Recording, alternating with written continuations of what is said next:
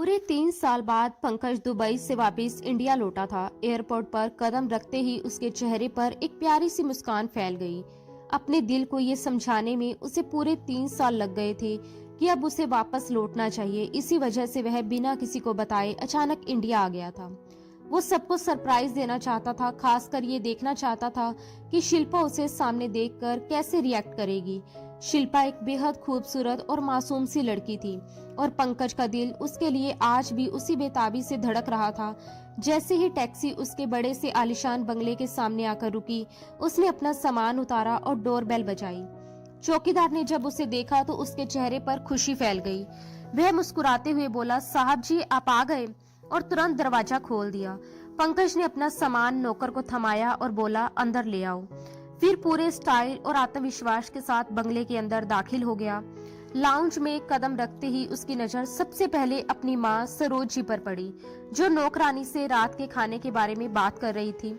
लेकिन जैसे ही उनकी नजर पंकज पर पड़ी, वे हैरानी से भर गई। वह तुरंत सोफे से उठी और तेजी से उसके पास आकर बोली, पंकज तुम आ गए, तुमने खबर तक नहीं दी। ये कहते हुए उन्होंने पंकज को अपने सीने से लगा लिया। उनकी आंखों से आंसू बहने लगे। उनका बेटा 3 साल पहले गुस्से में घर छोड़कर चला गया था और उसने पीछे मुड़कर भी नहीं देखा था। फोन पर भी वह बहुत कम बात करता था, इसलिए आज उसे सामने देखकर सरोज जी भावुक और बेताब हो गई थी। कुछ ही पलों में मनोज भी अपने कमरे से बाहर निकल आया। जैसे ही उसने पंकज को देखा, वह खुशी से चिल्लाता हुआ बोला, भैया भैया, और दौड़कर उसके पास आ गया। वह बार बार कह रहा था, मम्मा मुझे भैया से मिलना है, मम्मा मुझे भैया से मिलना है। मनोज उम्र में तो 22 साल का था, लेकिन मानसिक रूप से थोड़ा कमजोर था और हर बात को दोहराने की आदत रखता था। पंकज ने उसे प्यार से गले लगाया। मनोज भावुक होकर बोला, भैया मैंने आपको बहुत मिस किया, बहुत मिस किया, और बार बार पंकज के चेहरे को चूमने लगा। लेकिन इस दौरान भी पंकज की नजरें किसी और को ढूंढ रही थी। वह पूरे लाउंज को ध्यान से देख चुका था, मगर शिल्पा कहीं नजर नहीं आई।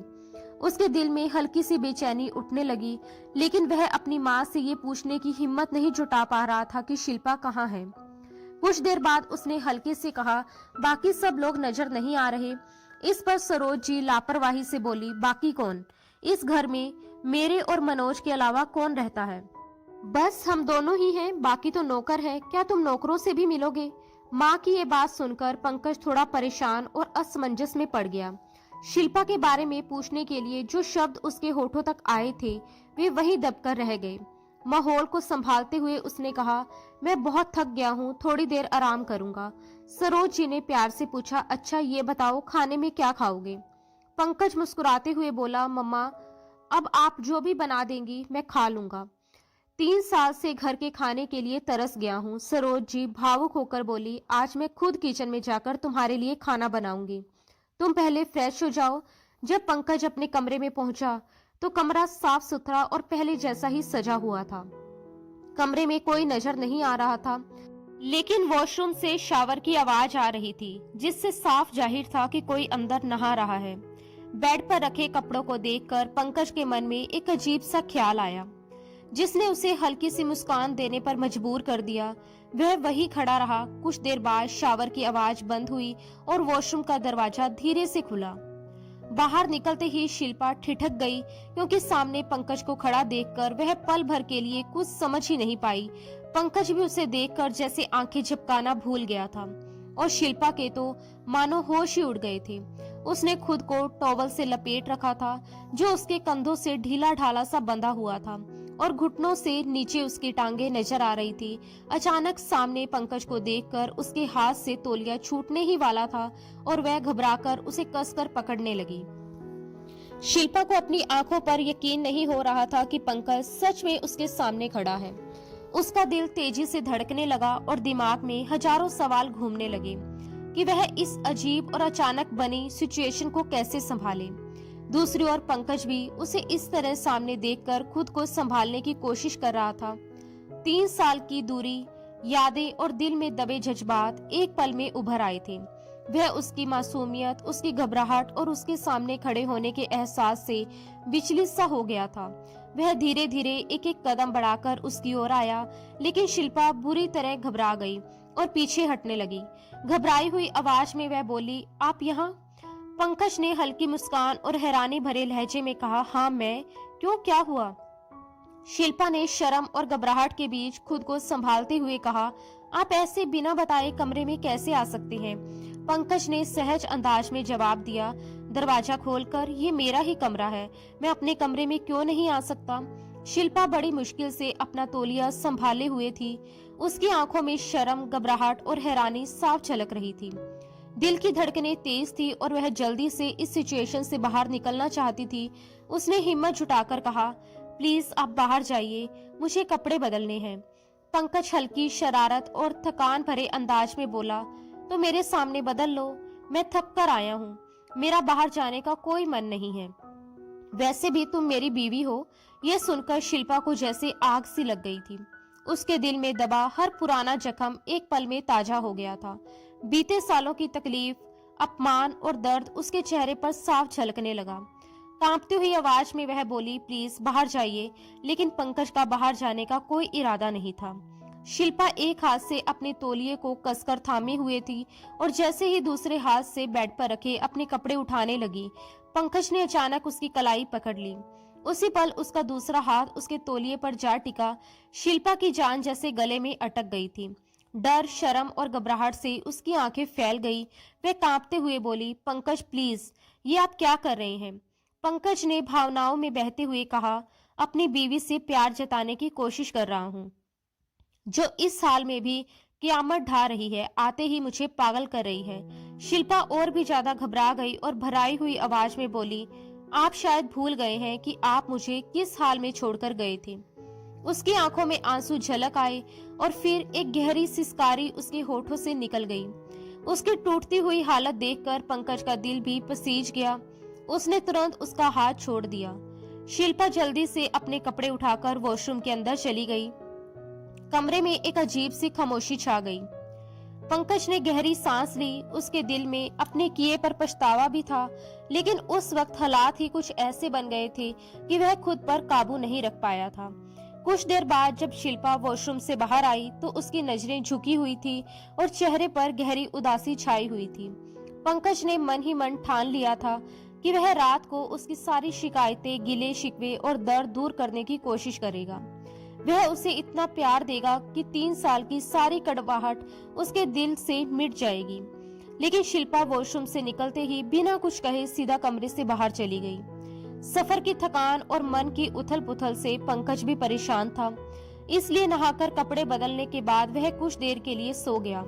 रात को वह डिनर के समय बाहर आया। उसने देखा कि डाइनिंग टेबल तरह तरह के स्वादिष्ट पकवानों से सजी हुई थी और मनोज और सरोज जी पहले से ही बैठे हुए थे। सरोज जी ने मुस्कुराते हुए कहा, आओ, हम तुम्हारा ही इंतजार कर रहे हैं। मनोज ने खुशी से कहा, मैं बिरयानी खाऊंगा। सरोज जी ने प्यार से कहा, ठीक है, मैं तुम्हें देती हूँ, और उसके लिए बिरयानी की एक भरी हुई प्लेट निकाल दी।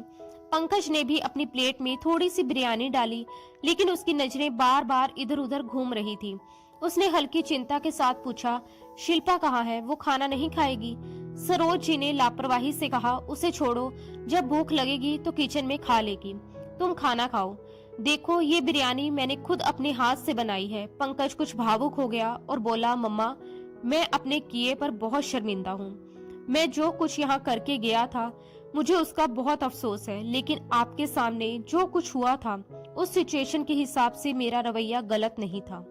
सरोज जी ने बात को खत्म करते हुए कहा, बात पुरानी हो गई है, इसे बार बार क्यों दोहरा रहे हो? तुम खाना खाओ, जो कुछ हुआ हम तो इस बात को भूल भी गए हैं। मैं मानती हूँ कि तुम्हारे साथ भी नाइंसाफी हुई है, लेकिन अब जैसा तुम चाहोगे वैसा ही होगा। अगर तुम ये रिश्ता नहीं निभाना चाहते तो छोड़ो इस शादी को। शिल्पा की फिक्र मत करो, वह एक कोने में पड़ी रहेगी। अगर तुम दूसरी शादी करना चाहते हो तो कर सकते हो, मुझे कोई प्रॉब्लम नहीं है। बस बेटा, तुम अब वापस विदेश नहीं जाओगे। मैंने अपनी गलती की सजा 3 साल काटी है और अब मैं समझ गई हूँ कि कभी भी बच्चे की मर्जी के खिलाफ नहीं जाना चाहिए। ये कहते हुए सरोज जी ने अपने आंसू पल्लू के कोने से पोंछ लिए। पंकज और भी ज्यादा शर्मिंदा हो गया।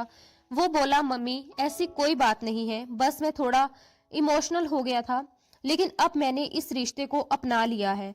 ये सुनकर सरोज जी के माथे पर बल पड़ गए। उन्होंने गंभीर लहजे में कहा, नहीं, अब तुम इस रिश्ते को भूल जाओ। ये सुनकर पंकज का चम्मच मुंह में जाते जाते रुक गया। उसने हैरानी से कहा, मैं भूल जाऊं? मम्मी, आप कैसी बातें कर रही हैं? मैंने 3 साल खुद को इस बात के लिए तैयार किया है कि शिल्पा मेरी बीवी है, और सच कहूं तो मैं ये रिश्ता अब निभाना चाहता हूं। ये सुनकर सरोज जी के चेहरे का रंग कुछ उड़ सा गया था। उन्होंने माथे पर बल डालते हुए चुपचाप खाना खाया और पंकज से ज्यादा बातचीत नहीं की। वह पंकज की आदत को अच्छी तरह जानती थी कि एक बार वो जो फैसला कर लेता है उसे कभी नहीं बदलता। खाना खत्म करने के बाद पंकज वापस अपने कमरे में चला गया। उसके मन में शिल्पा को लेकर कई सवाल और उम्मीदें थी। वह बेसब्री से उसका इंतजार करने लगा, लेकिन ये इंतजार सिर्फ इंतजार ही बनकर रह गया। रात के करीब 1 बजे तक वह शिल्पा के आने की राह देखता रहा, लेकिन वह कमरे में नहीं आई। धीरे धीरे पंकज के सब्र का बांध टूटने लगा और उसे उस पर गुस्सा आने लगा। उसके मन में ख्याल आया कि आखिर इतनी जिद क्यों? क्या शिल्पा उसकी एक गलती को कभी माफ नहीं करेगी? पंकज को अपनी पिछली गलतियों पर गहरा पछतावा था और वह उनकी भरपाई करना चाहता था। वह उसे सारी खुशियां देने के लिए तैयार था, फिर भी शिल्पा का ये रवैया उसे चुभ रहा था। आखिर वह इतनी अकड़ और दूरी क्यों दिखा रही थी? गुस्से और बेचैनी में पंकज कमरे से बाहर निकल आया। पूरा लॉन्च अंधेरे में डूबा हुआ था। घर में गहरी खामोशी पसरी हुई थी। उसने किचन की ओर नजर डाली तो वहां की लाइट भी बंद थी और कमरा पूरी तरह खाली था। नीचे कुल 4 कमरे थे, एक पंकज का, एक सरोज जी का, एक ड्राइंग रूम और एक गेस्ट रूम। मनोज का कमरा ऊपर था, बल्कि उसके लिए 2 कमरे थे। एक जिसमें उसके मनपसंद खिलौने रखे रहते थे और वह उनसे खेलता था, और दूसरा वह कमरा जहां वह सोता था। पंकज ने गेस्ट रूम का दरवाजा खोलने की कोशिश की तो वह अंदर से बंद मिला। उसी पल वह समझ गया कि शिल्पा इसी कमरे में है। उसने हल्के से दरवाजा खटखटाया, लेकिन अंदर से कोई जवाब नहीं आया। उसने दोबारा दरवाजा खटखटाते हुए कहा, शिल्पा, मैं जानता हूँ कि तुम कमरे में हो, दरवाजा खोलो। लेकिन शिल्पा ने दरवाजा खोलना तो दूर, उसे जवाब देना भी जरूरी नहीं समझा। इससे पंकज और ज्यादा तिलमिला गया।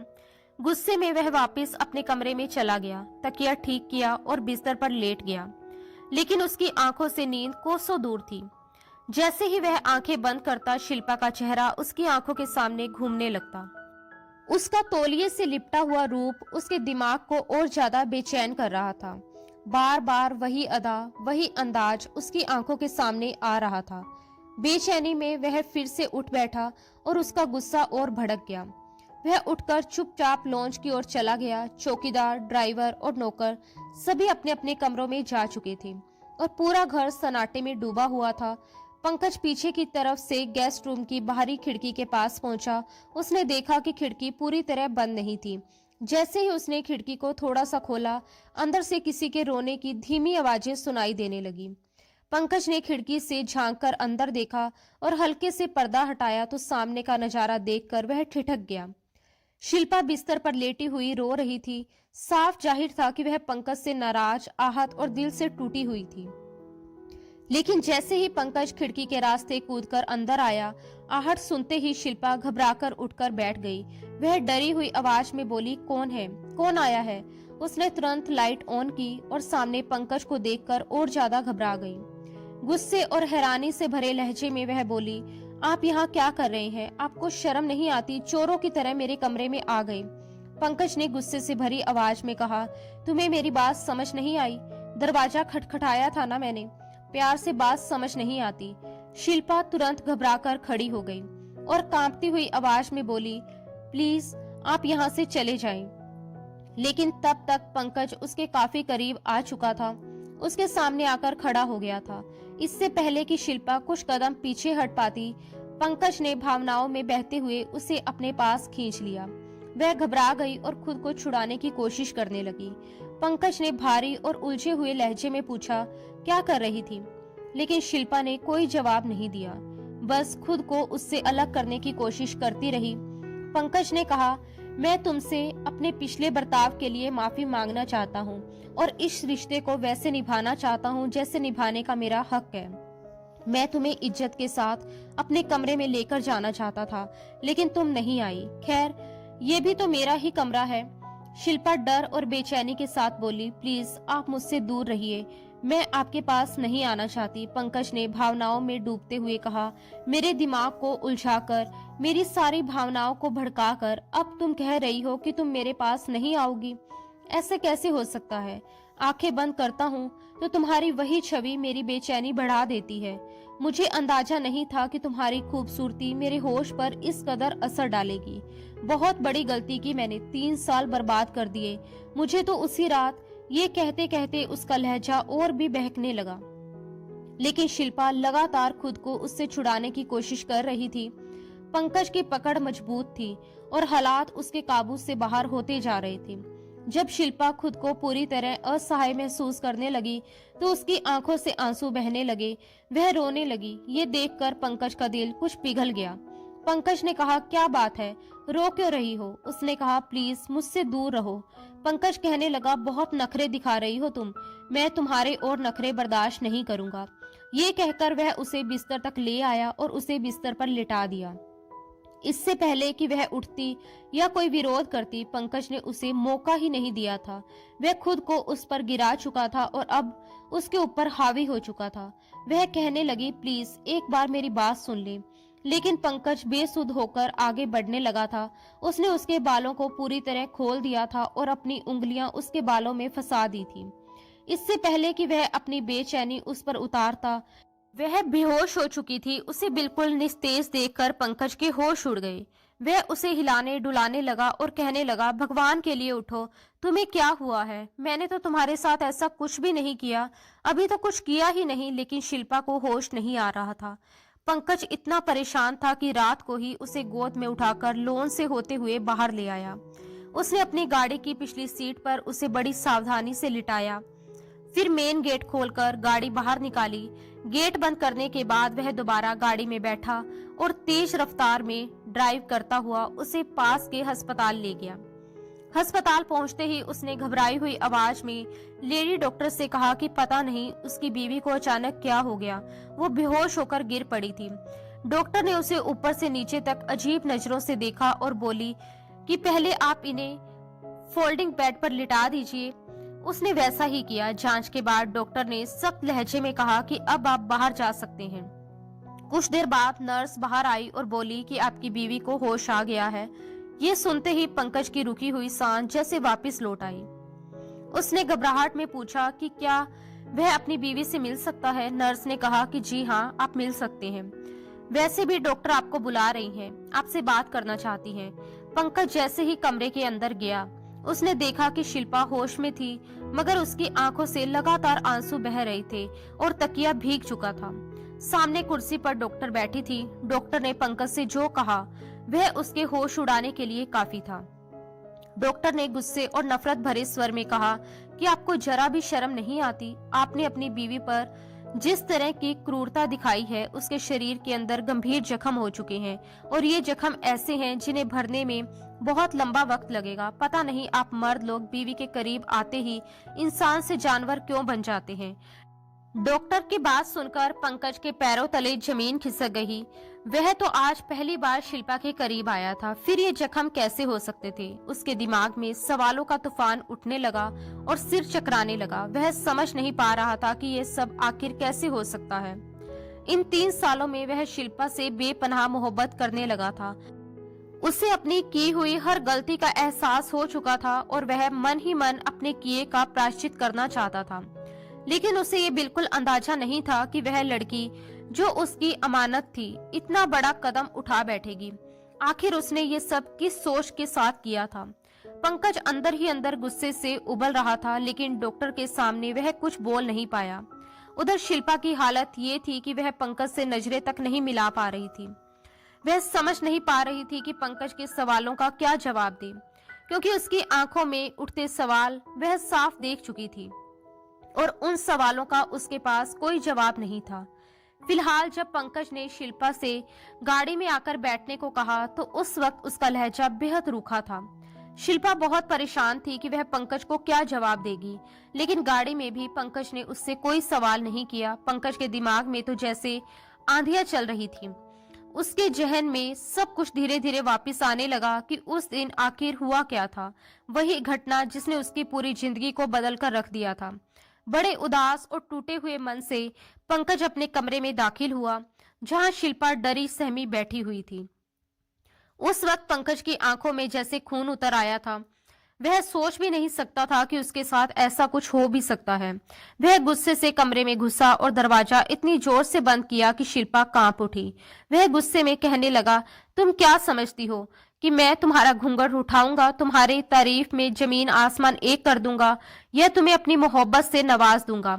तुम एक अनचाही दुल्हन बनकर मेरे घर आई हो।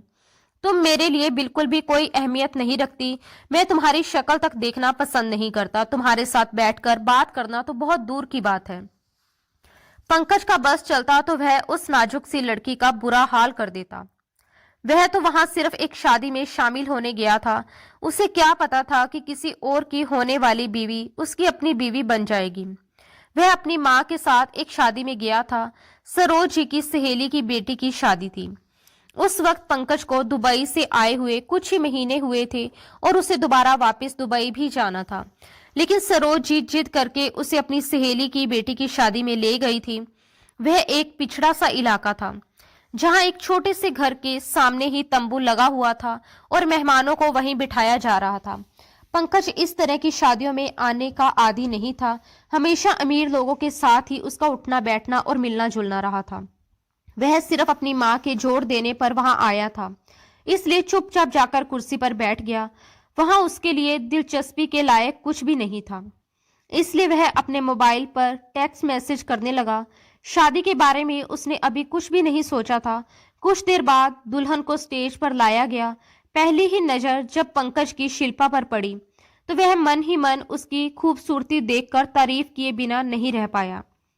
वह यही सोच रहा था कि इसका होने वाला पति कितना खुशनसीब है, जिसे ये हीरे जैसी दुल्हन मिलने वाली है। उसके होने वाले दूल्हे का नाम मुकेश था। उसने सोचा मुकेश की किस्मत बहुत अच्छी है। उसने गहरी सांस ली और फिर दोबारा अपने मोबाइल में बिजी हो गया। लेकिन बारात का इंतजार ही रह गया। रात के 11 बज चुके थे, लेकिन बारात अब तक नहीं आई थी। शिल्पा के पापा ने लड़के वालों को कई बार फोन किया, लेकिन किसी ने फोन नहीं उठाया। आखिरकार उसके पापा खुद लड़के वालों के घर गए, लेकिन जब वापस आए तो रोते हुए अपना सीना पीट रहे थे और कह रहे थे कि मेरी बेटी की जिंदगी को दांव पर लगाकर वह शख्स ना जाने कहां भाग गया। पता नहीं लोग अपने बेटों की शादियां करते वक्त उनकी रजामंदी क्यों नहीं पूछते। अगर उस लड़के का किसी और लड़की के साथ चक्कर था तो फिर मेरी बेटी के साथ रिश्ता क्यों तय किया। मेरी बेटी को अब कौन इज्जत देगा। मेरी दहलीज पर तो अब दोबारा कोई कदम भी नहीं रखेगा। मेरी बेटी साफ होते हुए भी किसी के घर की इज्जत नहीं बन पाएगी। उन्हें रोता देखकर पंकज को भी बहुत दुख हुआ और सरोज जी की आंखों से भी आंसू बहने लगे थे। वह शायद पहली लड़की थी जो दुल्हन बनी बैठी फूट फूट कर रो रही थी। उसका बाप शायद पहला बाप था जो हॉल में मौजूद सभी लड़कों के पिताओं के सामने हाथ जोड़कर कह रहा था कि भगवान के लिए मेरी बेटी की शादी अपने बेटे से कर दो। इसे अपनी इज्जत बना लो। अगर आज इसकी शादी नहीं हुई तो कभी नहीं होगी। मेरी बेटी की इज्जत रख लो। कोई है जो मेरी बेटी की इज्जत रख ले। उसे यूं रोता बिलखता देखकर पंकज के दिल में भी कुछ हिला था, लेकिन सरोज जी से ये सब देखा नहीं गया। उन्होंने कहा कि हाँ, मेरा बेटा अपनाएगा आपकी बेटी को। आप शादी की रस्में शुरू करवाएं। ये सुनकर पंकज का हैरानी से बुरा हाल हो गया था। वह सोच भी नहीं सकता था कि उसकी अपनी माँ उसे इस तरह बलि का बकरा बना देगी। उसे इस बात का दुख जरूर था कि लड़के वाले आखिरी वक्त में मुकर गए और एक लड़की की जिंदगी बर्बाद होने जा रही थी। ये तकलीफ वह समझ सकता था, लेकिन इसका हल ये तो नहीं था कि उसकी जबरदस्ती शादी कर दी जाए। वह सरोज जी को घूरता रह गया, लेकिन सरोज जी ने उसके इशारों को भी अनदेखा कर दिया और उसकी शादी शिल्पा से करवा दी। पंकज बेमन से शादी करके घर तो आ गया था, लेकिन जैसे ही घर में दाखिल हुआ उसने गुस्से में तूफान खड़ा कर दिया। शिल्पा तो खड़ी की खड़ी कांपती रह गई। वह गुस्से में कहने लगा कि मैं इस लड़की से शादी हरगिज नहीं निभाऊंगा। आपने जबरदस्ती ये रिश्ता करवाया है। ये संबंध मैं कभी नहीं निभा पाऊंगा। वैसे भी मेरी कल की ही फ्लाइट है। मैं वापस दुबई चला जाऊंगा। फिर वह चिल्लाकर बोला, ये लड़की आप लोगों की जिम्मेदारी है, आपने क्यों जबरदस्ती मेरी शादी इससे करवाई। सरोज जी उसे समझाने लगी और उन्होंने नौकरानी से कहा कि जाओ शिल्पा को पंकज के कमरे में ले जाकर बिठा दो। यह सुनते ही पंकज और भड़क गया और कहने लगा, ये मेरे कमरे में नहीं जाएगी। लेकिन तब तक नौकरानी शिल्पा को उसके कमरे में बिठाकर लौट चुकी थी। पंकज अपनी मां पर चिल्लाते हुए कह रहा था, मैंने तो इस लड़की के दूल्हे से नहीं कहा था कि वह भाग जाए ताकि ये मुसीबत मेरे गले पड़ जाए। आप जानती हैं कि मैं अभी शादी करना ही नहीं चाहता था, और अगर कभी करता भी तो किसी मिडिल क्लास लड़की से नहीं करता। मुझे हाई क्लास और हाई सोसाइटी की लड़कियां पसंद है। आपने क्या सोचकर मेरी शादी इस लड़की से कर दी। मैं इसके साथ कोई रिश्ता नहीं निभाऊंगा और वापस कभी नहीं आऊंगा। आपने अपने बेटे की कुर्बानी दे दी है। ये सुनकर सरोज जी रोने लगी। उन्होंने मिन्नतें करके उसे जबरदस्ती कमरे में भेजा, लेकिन वह शिल्पा पर भी चिल्ला रहा था। वह कहने लगा कि जबरदस्ती की बीवी को मैं बीवी नहीं मानता। तुम एक अनचाही दुल्हन हो जिसके पति के दिल में कभी जगह नहीं बनती, और मेरे दिल में भी कभी नहीं बनेगी। ये कहकर उसने शिल्पा का हाथ पकड़ा और उसे नीचे सोफे पर धक्का दे दिया और बोला कि ये तुम्हारी औकात है, तुम यहीं सोओगी। तुम्हारी इतनी अहमियत नहीं कि मैं तुम्हें अपने बिस्तर पर जगह दूं। ये कहकर वह गुस्से में बिस्तर पर लेट गया। शिल्पा पूरी रात दबी हुई सिसकियों के साथ रोती रही। सुबह कमरे में हलचल की आवाज से उसकी नींद टूटी तो उसने देखा कि पंकज बैग में अपने कपड़े रख रहा था। वह उठकर बैठ गई और रोते हुए बोली कि आप मुझे किस बात की सजा दे रहे हैं। मेरा तो कोई दोष नहीं है। पंकज ने सख्ती से कहा कि मुझसे बात मत करो, तुम्हारी वजह से ये सब हुआ है। तुम्हारे बाप की इज्जत का ठेका मैंने नहीं ले रखा था। अब मेरे नाम पर सारी जिंदगी बैठी रहो। बहुत शौक था तुम्हारे बाप को तुम्हें विदा करने का, हो गई विदाई। आ गई तुम मेरे घर, लेकिन याद रखना मेरे पास आकर तुम्हें कभी सुकून नहीं मिलेगा। मैं अपनी मर्जी से दूसरी शादी करूंगा और करके दिखाऊंगा। ये कहकर वह अपना बैग उठाकर चला गया। उसने सरोज जी से मिलने की भी जरूरत नहीं समझी। दुबई पहुंचकर कुछ महीनों तक उसका गुस्सा बहुत तेज रहा, लेकिन धीरे धीरे उसे अपनी गलती का एहसास होने लगा। जिस कंपनी में वह काम करता था वहां वह कॉन्ट्रैक्ट साइन कर चुका था, इसलिए 3 साल से पहले वह इंडिया नहीं आ सकता था। इन 3 सालों में उसका गुस्सा ठंडा पड़ गया। वह सिर्फ लौट नहीं सकता था, बल्कि शिल्पा का मनमोहक चेहरा उसे सताने लगा था, रातों को जगाने लगा था। उसे उसके बारे में सोचना अच्छा लगने लगा, क्योंकि वह वाकई ही बेगुनाह और बेकसूर थी। उसने गुस्से में आकर ये सब किया था। जब तक वापसी का वक्त आया तब तक वह शिल्पा से प्यार करने लगा था, उसके साथ एक खुशहाल जिंदगी बिताना चाहता था।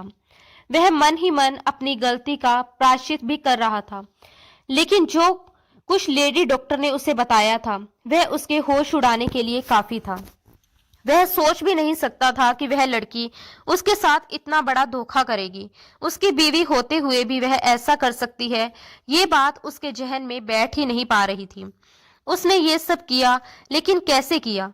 क्या 3 साल भी वह अपने जज्बातों को संभाल नहीं पाई कि उसने खुद को किसी गैर मर्द के हवाले कर दिया, वह भी मेरी बीवी होते हुए। ये ख्याल पंकज के अंदर जैसे आग लगा रहा था। गुस्से से भरा हुआ वह कमरे में दाखिल हुआ और एक नजर शिल्पा पर डाली, जो घुटनों पर सिर रखे फूट फूट कर रो रही थी। पहले तो शिल्पा का रोना पंकज को थोड़ा बहुत समझ आ रहा था, लेकिन अब उसका रोना उसे बेहद चिढ़ा रहा था। गुस्से में वह आगे बढ़ा और अगले ही पल उसका हाथ पकड़कर झटके से बोला, ये सब क्या है, मुझे बताओ। तुम्हारी जवानी इतनी उछल रही थी कि ये भी भूल गई कि तुम शादीशुदा हो। सब्र नहीं हुआ तुमसे? ये सुनते ही शिल्पा कांप उठी और घबराकर बोली कि मैंने कुछ नहीं किया, मुझे छोड़िए। आपको मुझसे ये सवाल पूछने का कोई हक नहीं है। मेरी इस पूरी हालत की वजह आप खुद हैं। पंकज ने उसका हाथ और कसकर पकड़ लिया, उसे अपने ओर करीब खींचा और सख्त आवाज में कहा, चुप रहो। मैंने तो सोचा था कि तुम गांव की एक डरपोक और मासूम लड़की होगी। तुम्हें पता भी है कि इन 3 सालों में मेरे दिल में तुम्हारे लिए कैसी कैसी फीलिंग्स थी। मैं तुम्हें याद करके खुद को बेचैन महसूस करता था। मुझे तुमसे प्यार होता चला गया था, और ये प्यार इतना बढ़ गया था कि मैंने दूसरी लड़कियों की तरफ देखना तक छोड़ दिया था। मेरी जिंदगी में इतनी कलीग्स आई, इतनी एम्प्लॉइज रही, मगर मैंने खुद को संभाला सिर्फ और सिर्फ तुम्हारे लिए। मैं अपनी सारी इच्छाएं, सारी बेचैनी और सारा प्यार तुम पर न्यौछावर करना चाहता था, क्योंकि तुम ही इसकी इकलौती मालिक थी।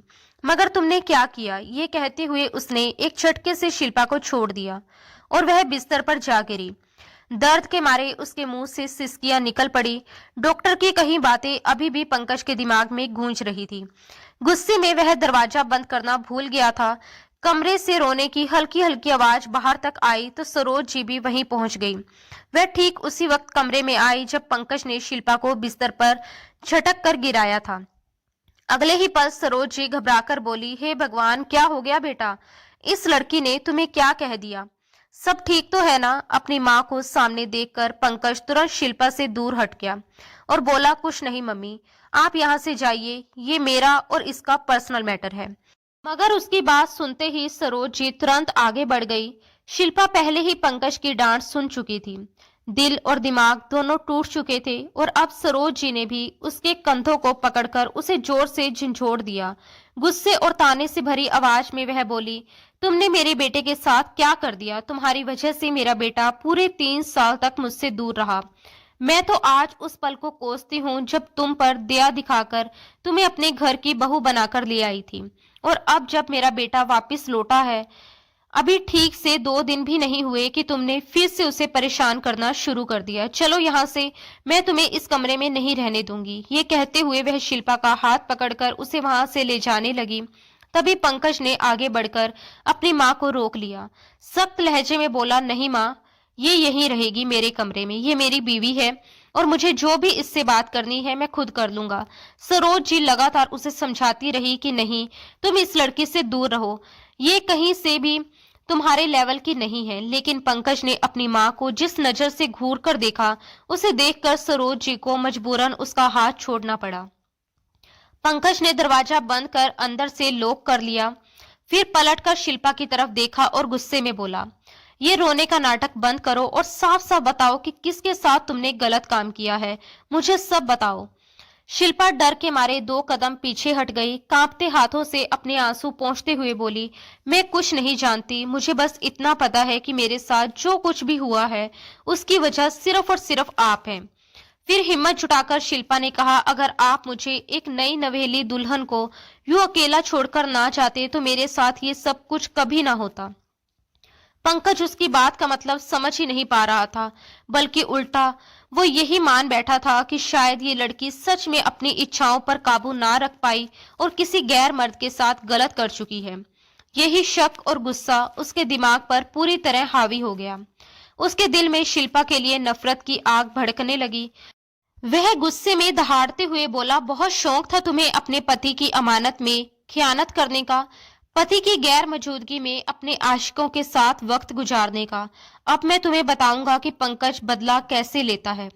उसने गुस्से में अपनी शर्ट के बटन खोलना शुरू कर दिए। जैसे जैसे वह एक एक कर बटन खोलता जा रहा था, शिल्पा को अपनी मौत बिल्कुल सामने खड़ी दिखाई दे रही थी।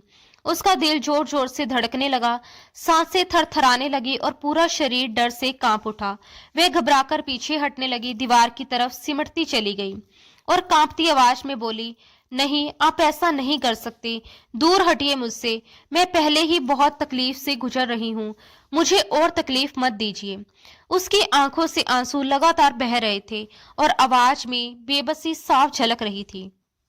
उसने डर और हिम्मत के बीच खुद को संभालते हुए फिर कहा, वरना मैं चिल्लाऊंगी, शोर मचाऊंगी, सबको बता दूंगी।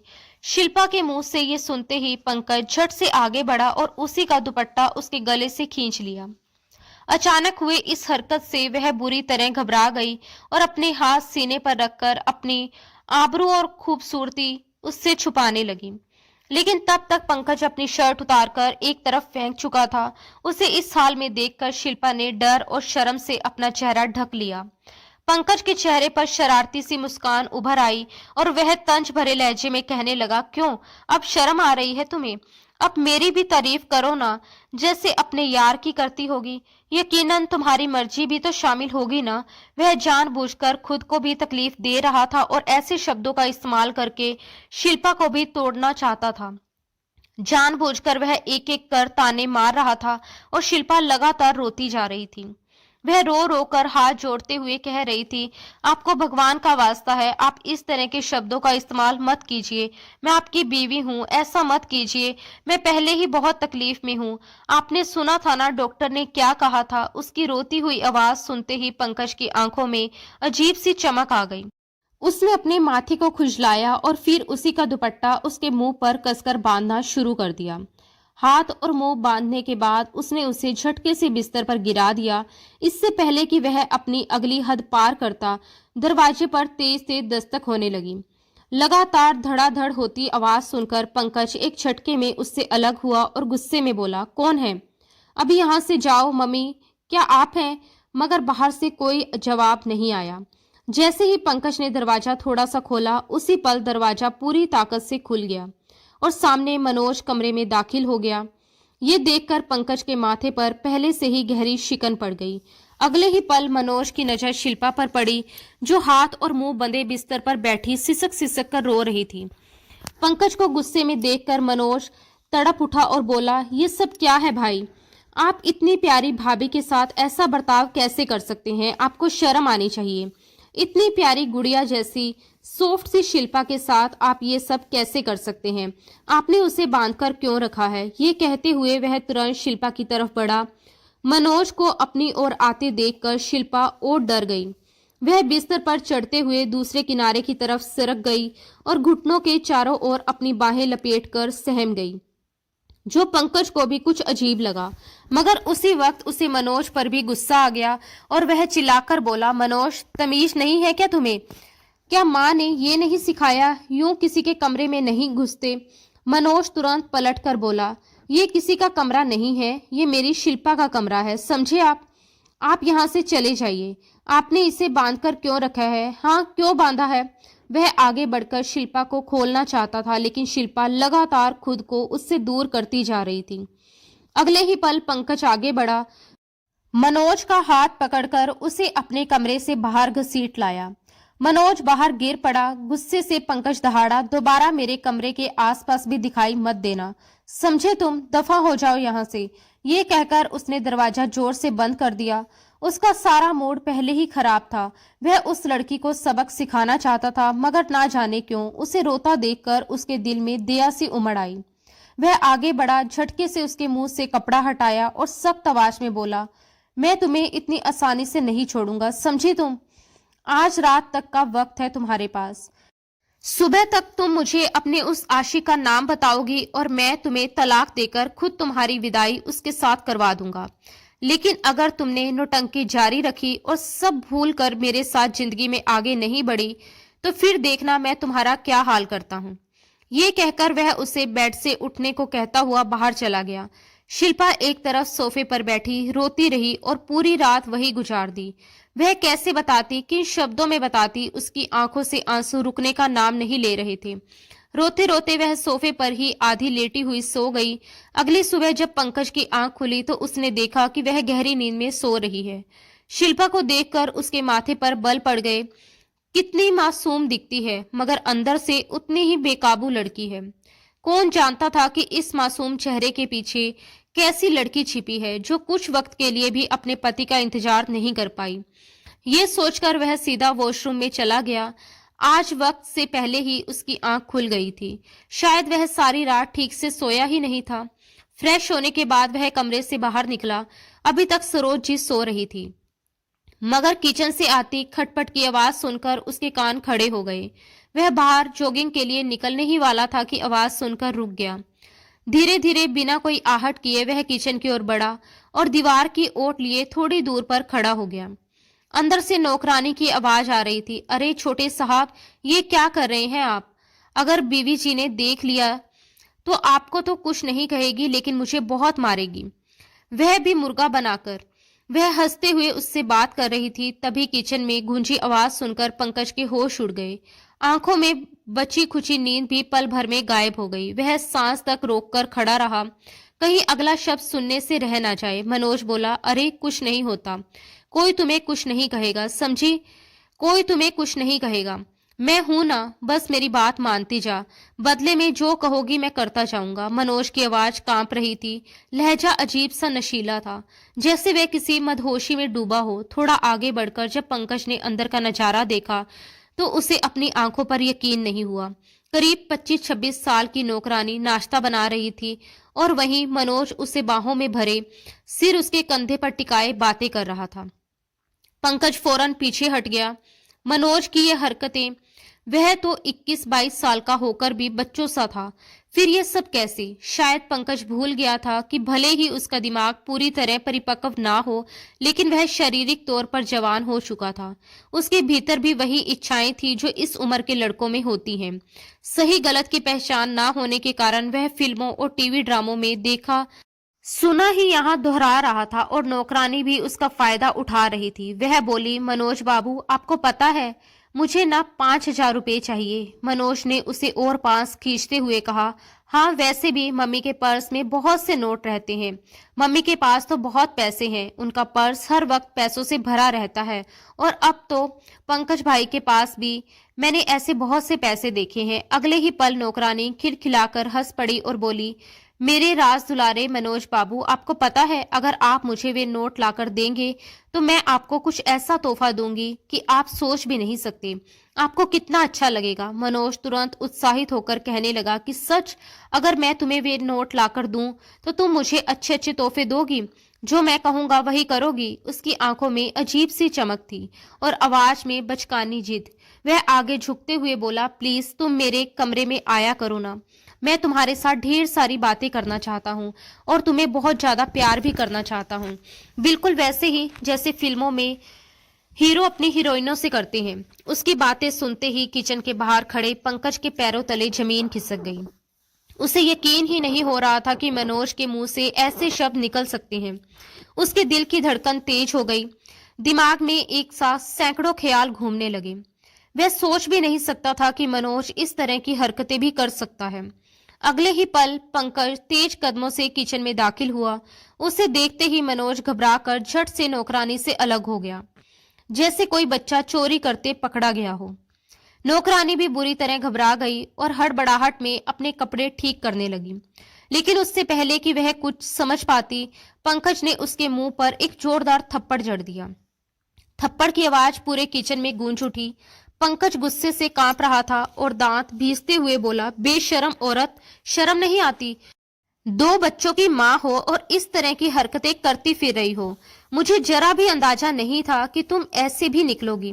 माँ ने तुम पर कितना भरोसा करके तुम्हें इस घर में नौकरी दी थी और तुम इसी घर के लड़कों पर इस तरह डोरे डाल रही हो, उनसे पैसे ऐंठ रही हो। इससे पहले कितने पैसे खा चुकी हो। और ये सब क्या तमाशा चल रहा था?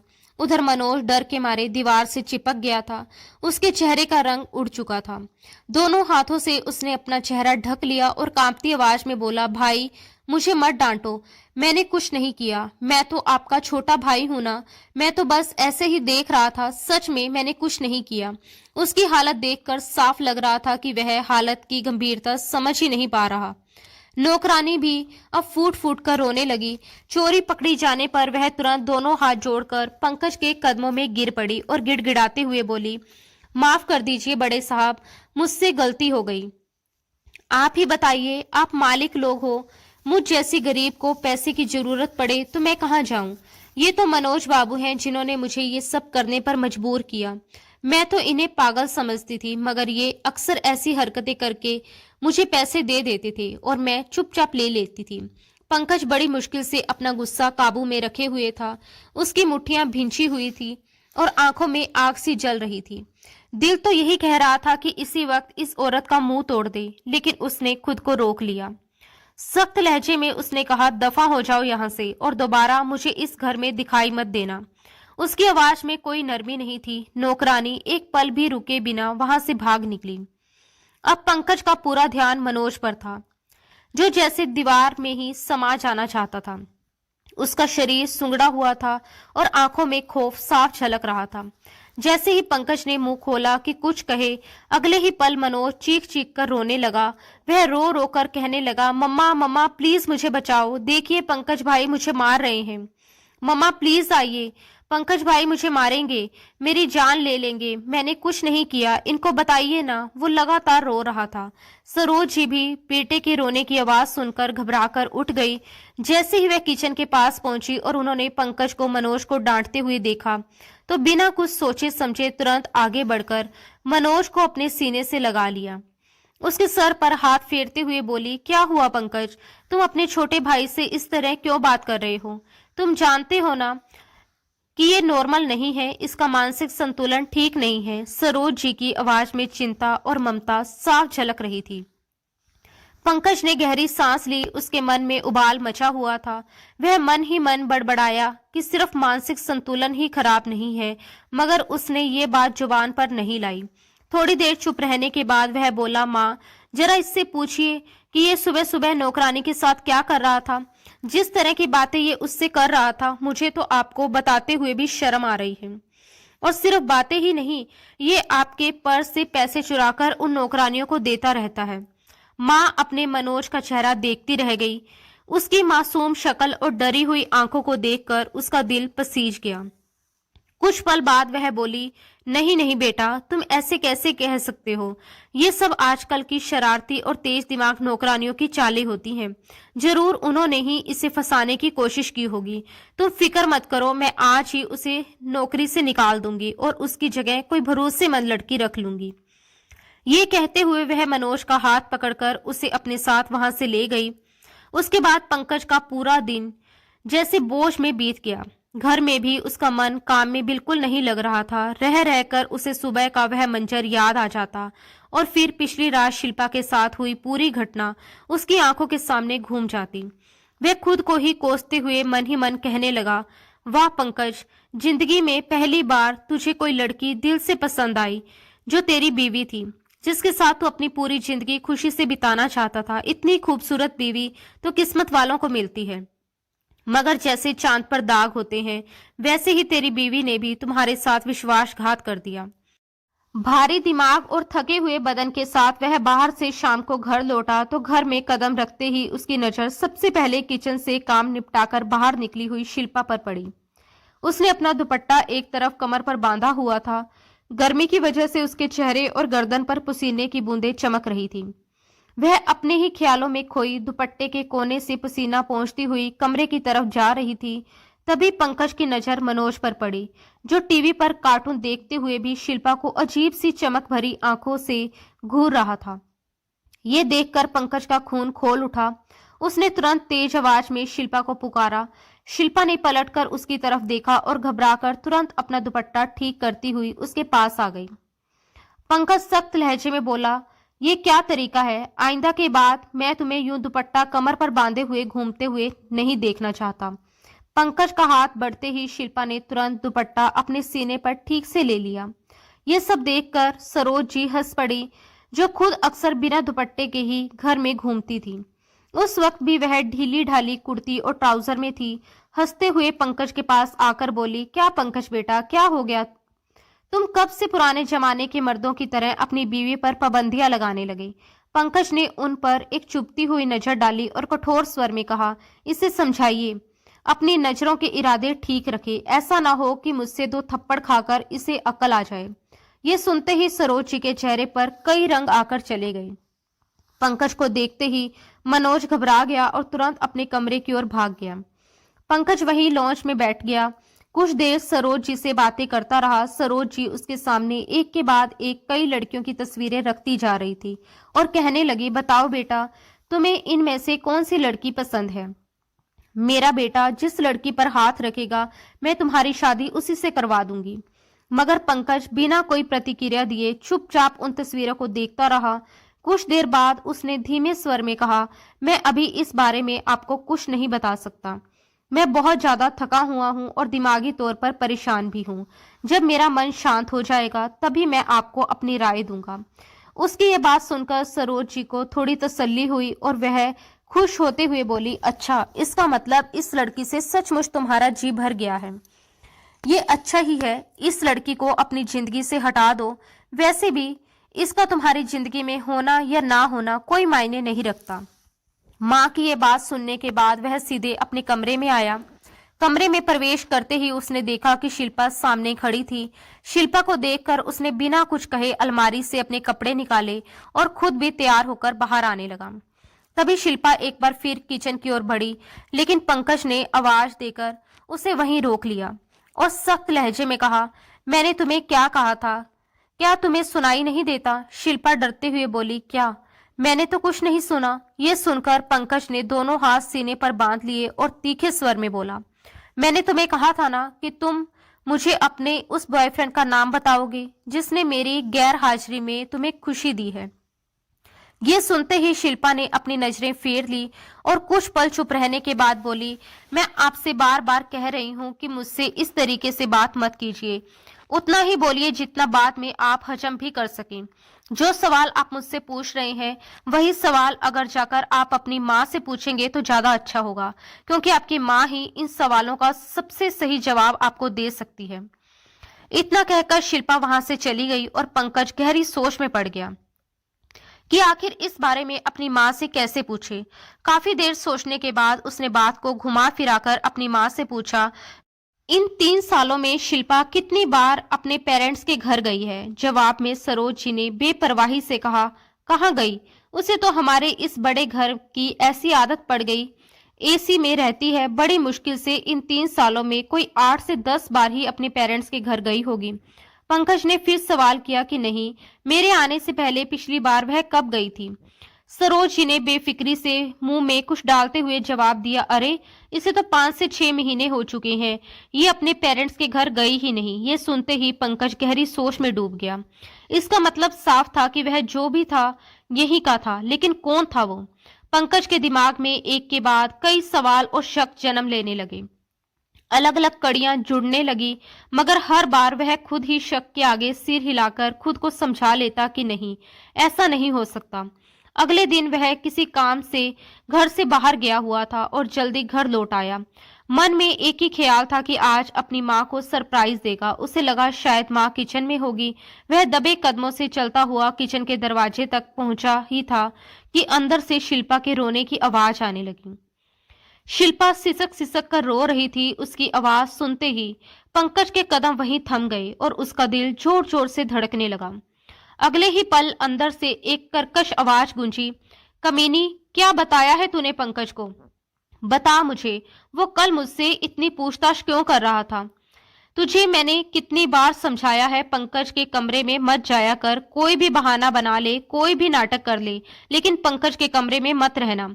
तेरे लिए अलग से रूम खाली करवाया है, फिर वहां क्यों नहीं रहती?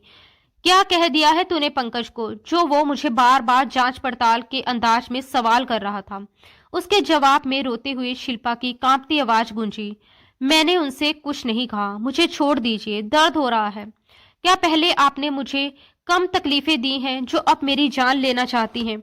वह अपनी गर्दन सरोज जी की पकड़ से छुड़ाने की कोशिश कर रही थी, लेकिन अगले ही पल सरोज जी ने गुस्से में आकर गर्मा गर्म चिमटा उठाया और उसे शिल्पा के हाथ पर लगा दिया। सरोज जी की इस हरकत से शिल्पा दर्द से जोर से चिल्ला उठी।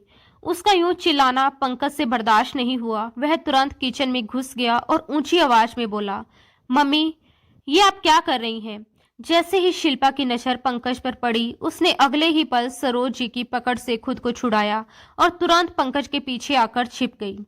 वह रोते हुए अपने जले हुए हाथ को सहलाती हुई पंकज से चिपक गई, जैसे उसमें ही उसे एकमात्र सहारा दिख रहा हो। यह दृश्य देखकर सरोज जी के चेहरे का रंग उड़ गया। वह घबराते हुए बोली, पंकज बेटा, तुम छोड़ो, कुछ नहीं है, बस ये हम औरतों का मामला है। तुम ये बताओ कि इस लड़की को कैसे ठिकाने लगाना है, बाकी सब मैं संभाल लूंगी। पंकज ने सख्त लहजे में कहा, मम्मी, ये क्या बात कर रही थी, मुझे साफ साफ बताइए। लेकिन सरोज जी बात टालते हुए बोली, इसने दाल में नमक ज्यादा डाल दिया था, बस उसी पर समझा रही थी कि मसाले कैसे डालने जाते हैं। तुम छोड़ो इसे, इस पर ध्यान देने की कोई जरूरत नहीं है। मगर पंकज ने अपना हाथ आगे बढ़ाकर शिल्पा को अपने पीछे पूरी तरह छुपा लिया था। वह दृढ़ स्वर में बोला, माँ, मैं सब कुछ सुन चुका हूँ। ऐसी कौन सी बात है, कौन सा राज है जिसे आप इसे छुपाने के लिए कह रही थी? मुझे सच बताइए, आपको मेरी कसम। फिर उसने पीछे खड़ी शिल्पा की ओर देखते हुए कहा, शिल्पा, तुम मुझे सब बताओ। तुम्हें किसी से डरने की जरूरत नहीं है, एक एक शब्द सच बताओगी, अभी के अभी, वरना। उसके शब्द अचानक और भी खौफनाक हो गए। वरना मैं गर्मा गर्म खोलता हुआ पानी तुम्हारे ऊपर उड़ेल दूंगा। पंकज का ये रूप और जिस तरीके से उसने ये बात कही, उसे देखकर शिल्पा बुरी तरह सहम गई थी। डर और दर्द से कांपते हुए वह अब और कुछ छुपा नहीं सकी और तुरंत सारा सच उगलने लगी।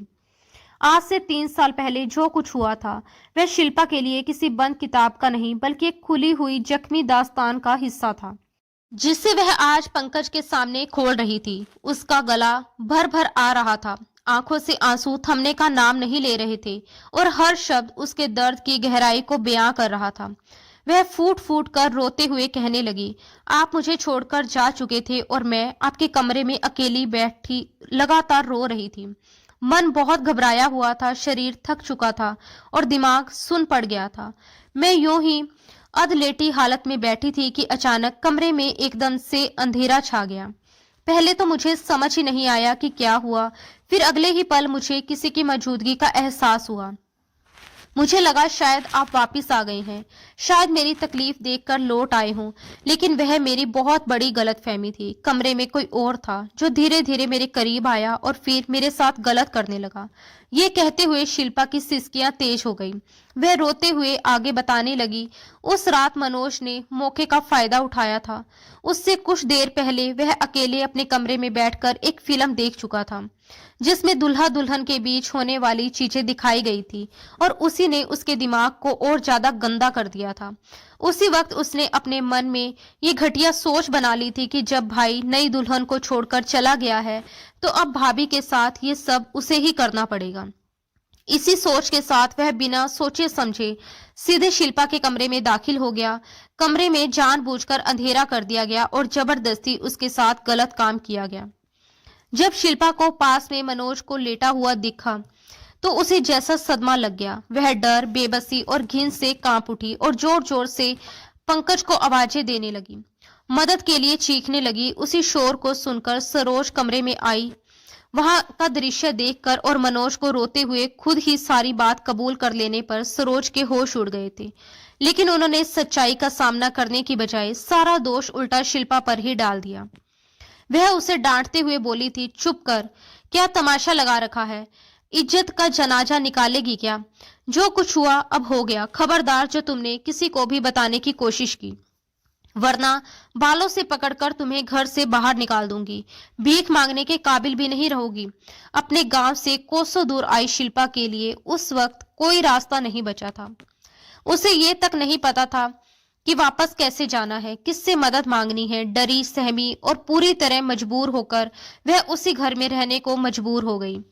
वह हर दिन मनोज से खुद को बचाने की कोशिश करती, उससे दूर रहने के बहाने ढूंढती, लेकिन वह फिर भी मौका पाकर उसकी इज्जत की धज्जियां उड़ाता रहा और इन सब में सरोज जी उसका पूरा पूरा साथ देती रही। उन्हें बस यही उम्मीद थी कि पंकज इस लड़की को कभी स्वीकार नहीं करेगा। इस तरह उनका लाडला बेटा इस लड़की को अपने मतलब के लिए इस्तेमाल करता रहेगा। शिल्पा जब रोते हुए एक एक सच बयां कर चुकी, तो कमरे में सन्नाटा छा गया और सरोज जी नजरें चुराए खड़ी थी, जैसे उनके पास अब कहने को कुछ भी बाकी ना हो। पंकज का तो बस नहीं चल रहा था कि वह पूरे घर को तबाह करके रख दे। इस वक्त उसे शिल्पा पर बेइंतहा दया आ रही थी, जिस पर उसके छोटे भाई मनोज ने वहशत और दरिंदगी की सारी हदें पार कर दी थी। मनोज की हरकतें पंकज को शुरू से ही नापसंद थी और उसके दिल में उसके लिए नफरत के भाव पैदा करती रही। आज जब सारा सच उसके सामने था, तो उसका गुस्सा काबू से बाहर हो चुका था। उसने आगे बढ़कर शिल्पा का हाथ थाम लिया और सख्त लहजे में कहा, मम्मी, मैं सपने में भी नहीं सोच सकता था कि आप इतनी गलत हो सकती हैं। आपको जरा भी शर्म नहीं आई? आपको लगा था कि मैं ये सब जानकर शिल्पा को छोड़ दूंगा? हरगिज नहीं, मैं आपको कभी माफ नहीं करूंगा और उस पागल को तो बिल्कुल नहीं। मुझे आपके साथ भी नहीं रहना। ये कहते हुए उसने अपना सारा सामान पैक किया और शिल्पा को अपने साथ लेकर बिना पीछे देखे घर छोड़कर निकल गया। पीछे सरोज जी रो रो कर बेटे से माफी मांगती रही, लेकिन पंकज के लिए ये सब कुछ भुला पाना इतना आसान नहीं था। वह शिल्पा के साथ एक नए फ्लैट में आ गया। कुछ दिन के बाद उसने दोबारा दुबई के टिकट बुक करवाए और शिल्पा को अपने साथ लेकर हमेशा हमेशा के लिए दुबई शिफ्ट हो गया। वहां दोनों ने एक दूसरे को फिर से समझना शुरू किया। धीरे धीरे वे बीती हुई सारी कड़वी यादों को एक बुरा सपना मानकर आगे बढ़ने लगे। पंकज के दिल में शिल्पा की वही जगह वापस लौट आई थी जो कभी उसकी थी, और शिल्पा भी तमाम पुराने जख्मों को पीछे छोड़कर नई जिंदगी की ओर बढ़ने लगी थी। एक शाम जब पंकज ऑफिस से घर लौट रहा था तो उसने बड़े प्यार भरे अंदाज में शिल्पा को कॉल किया। मेरी प्यारी स्वीट वाइफ, आज लाल सूट में तैयार रहना। मैं आज रात तुम्हारे साथ मोहब्बत के पल गुजारना चाहता हूँ। ये सुनकर शिल्पा शर्मा गई और मुस्कुराते हुए कॉल बंद करते समय बस इतना ही कहा, जल्दी आइएगा, मैं भी बड़ी बेताबी से आपका इंतजार कर रही हूँ। ये सुनकर पंकज का दिल खुशी से भर गया और उसका बस नहीं चल रहा था कि वह उड़ता हुआ उसके पास पहुंच जाए। जब पंकज ने घर में कदम रखा तो सामने उसकी बीवी शिल्पा जिस खुले और प्यार भरे अंदाज में उसका स्वागत करती हुई मिली, उसकी सारी थकान पल भर में गायब हो गई। वह आगे बढ़ा, अपनी बीवी को बाहों में भर लिया और अपने प्यार का इजहार करते हुए उसे कमरे की ओर ले गया। उसके बाद कमरे में उनकी प्यार भरी आवाजें गूंजने लगी जो उस नए रिश्ते और नई शुरुआत को और भी खूबसूरत बना रही थी। दोस्तों, उम्मीद है कि आपको हमारी कहानी पसंद आई होगी। अगर आपको ये कहानी पसंद आई हो तो वीडियो को लाइक करें। अगर आप हमारे चैनल पर नए हैं तो चैनल को सब्सक्राइब जरूर करें। और हाँ, अगले अपडेट सबसे पहले पाने के लिए नोटिफिकेशन बेल दबाना ना भूलें। धन्यवाद दोस्तों। राधे राधे।